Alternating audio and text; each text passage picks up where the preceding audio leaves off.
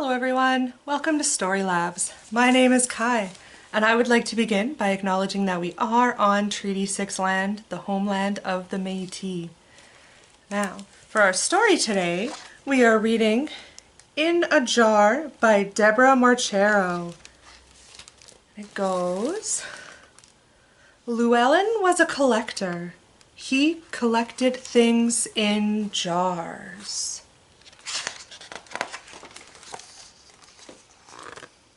When he held a jar and peered inside, Llewellyn remembered all the wonderful things he had seen and done.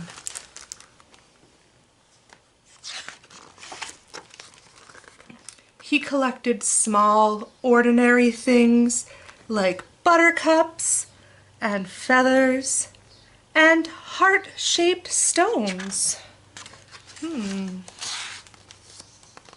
One night, the sunset painted the sky the color of the tart cherry syrup. Llewellyn ventured down to the shore with as many jars as he could carry. A little girl named Evelyn was there too. So we have Llewellyn with all his jars, and we have Evelyn. Llewellyn scooped that cherry light into his jars. And when he was done, he gave one to Evelyn. Evelyn took the jar home, and to her surprise, it glowed through the night with the memory of that sunset.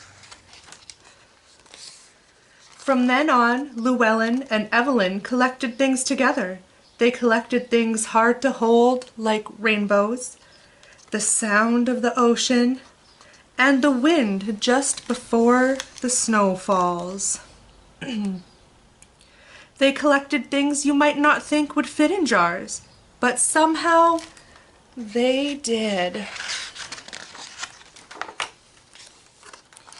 They collected the wonders of wintertime. There's different things over here.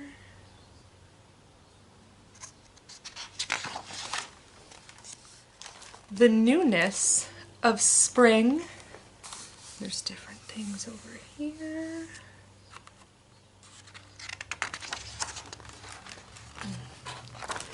And the long days and shadows of summer.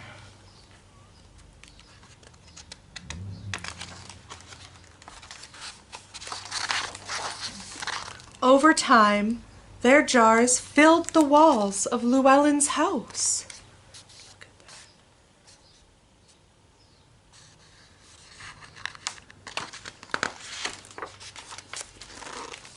But one day, Evelyn had sad news. Her family was moving to a new town. Too soon, it was time to say goodbye.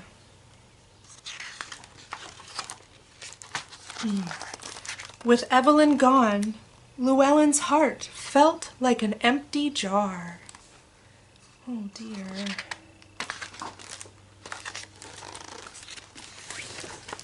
One night, Llewellyn lay awake.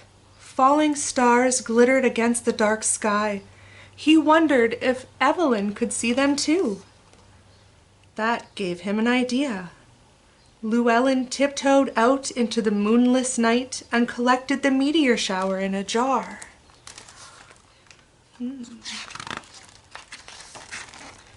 The next day, he prepared a package. Llewellyn all the way to Evelyn. When the box arrived and Evelyn opened the jar, the stars in the night sky fell around her. Look at that. Evelyn knew just what to do. She collected the sounds, the crowds, and the bright lights of her new home, and she sent them to Llewellyn.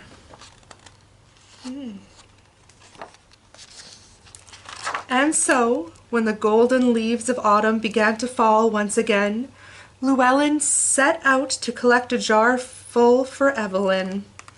A little boy named Max was there too. Luckily, Llewellyn brought an extra jar. And that's the end of our story.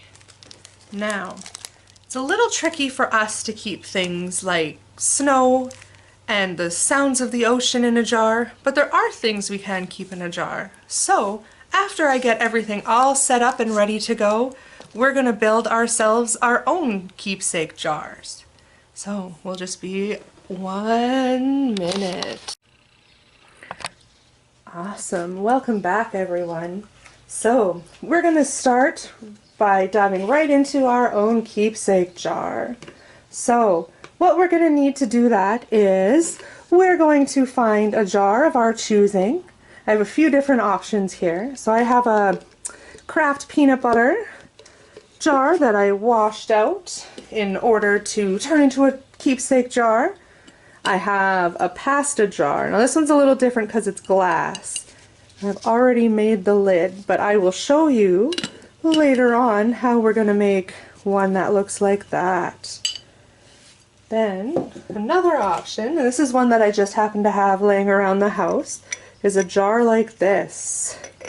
Now I hot glued a 20-sided dice onto this particular jar because I usually use it to keep all of my dice in. Now this dice jail, that's why there's a 1. Okay, so the first thing we're going to do is we're going to make our first lid.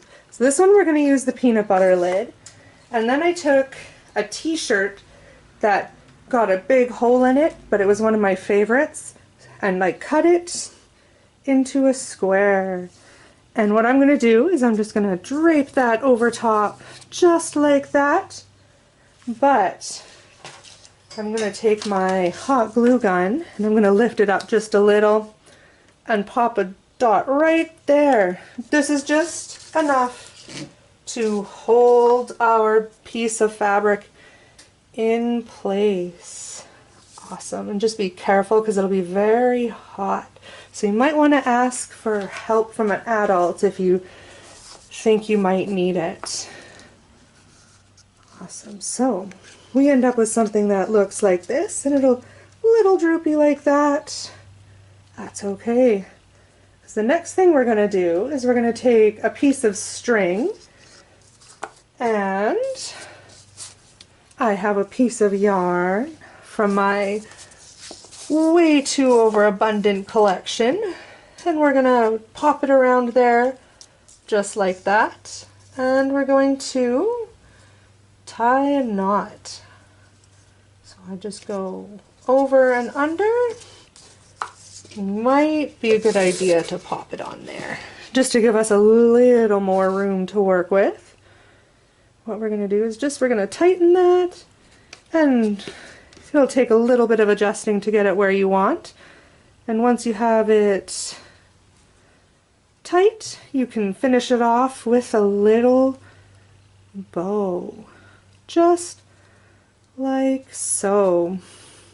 And if you're worried that that's going to fall off, we can take our hot glue gun and just right at the back put a little dot. And that should hopefully keep it in place. And for good measure, you can add one just behind the knot in your bow. So we end up with something that looks like that. Awesome, and that can just come off, and you can set your lid aside, and we're going to set our container aside too.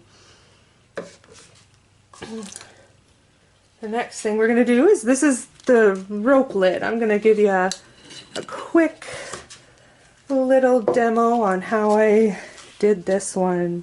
Now this lid is a little different. This one here is deeper than this one, and it can fit inside. I wasn't sure which lid fit in my jar, so I grabbed both. Then I have some rope here that I happen to have laying around. Now you can use any rope you like. If you have yarn, you can use the same yarn. It'll just take a little bit more patience and a little bit more careful hand, because we're going to be working with a hot glue gun, and that's a little tricky, so you don't want to burn yourself. So what we're going to do is we're going to take our hot glue and we're going to put a dot right in the middle. Now these lids are handy because they kind of have a little seal that shows us exactly where the middle is. And then we're just going to start winding the rope, just like so. We're going to add glue every little while. Now be careful, the glue is hot and the lid is metal, so the heat does go through to an extent. There we go. And we'll just keep going.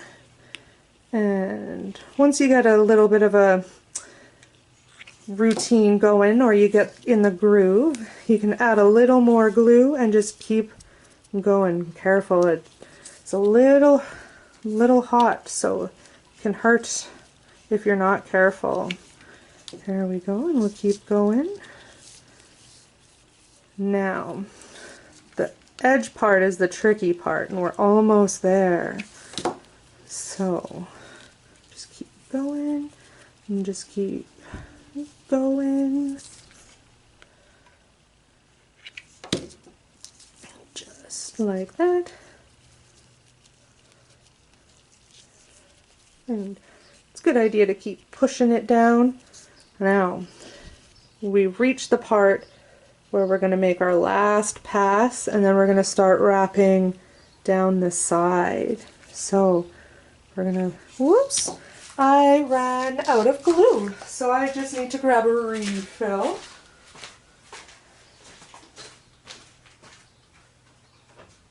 And we're back. Sorry about that. They're usually a little closer. Okay, so we're gonna keep on going here. Wiggle that in and then keep going. And just, whoops, that was hot. Another warning about the hot. Now we're on the side.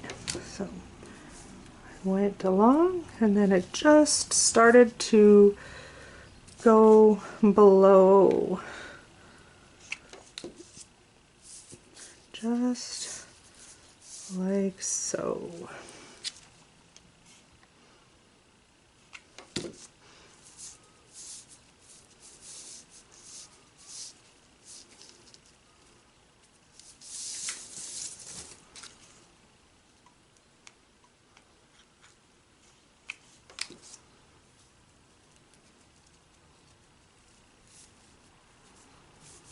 And once we reach the end, we're going to find a pair of scissors and we're just going to trim that off nice like that. So we're at a little bit of an angle there.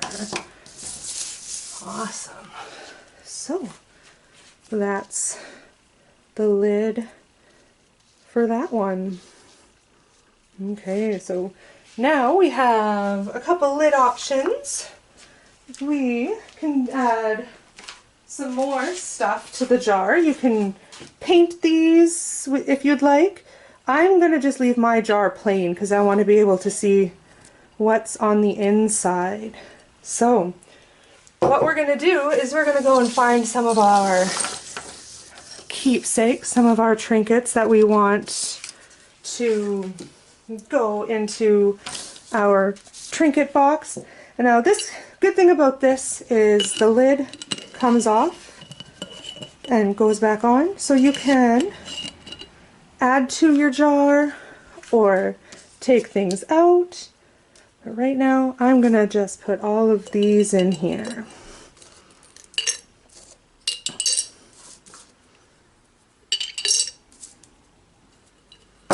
Okay.